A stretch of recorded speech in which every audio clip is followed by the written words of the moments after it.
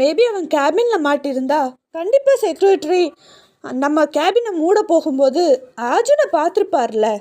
கண்டிப்பாக அவன் ரெஸ்ட் ரூமில் இல்லை ஸ்டோர் ரூமில் தான் மாட்டியிருப்பான். ஏன்னா அங்கே தான் செக்யூரிட்டி போக மாட்டார். மேபி அவன் அங்கே மாட்டியிருந்து அவரை பார்க்கலன்னா அப்படின்னு சொன்னான் சந்தோஷ். இதை கேட்ட அர்ஜுன் யோசிச்சுட்டு, ஆமாம்ல சந்தோஷ், நீ சொல்கிறது சரிதான். ஏன்னா நம்ம கிளம்பும்போது அவனுக்கு ஏதோ வேலை இருக்குன்னு சொல்லிட்டு அவன் மட்டும்தான் கேபினில் இருந்தான். வேற எல்லாருமே வீட்டுக்கு போயிட்டாங்க.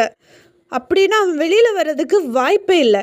சரி, இப்போ அர்ஜுனை வெளியில் கொண்டு வர்றதுக்கு நமக்கு யுவராஜ் சார் இல்லைன்னா சிவானோட ஹெல்ப் தேவைப்படும்.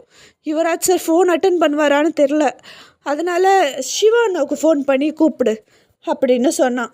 இதை கேட்ட விஜய் சரி அப்படின்னு சொல்லிட்டு சிவாவுக்கு கால் பண்ணி நடந்த விஷயம் எல்லாத்தையும் சொன்னான். இங்கே நடந்த எல்லா விஷயத்தையும் கேட்ட சிவா,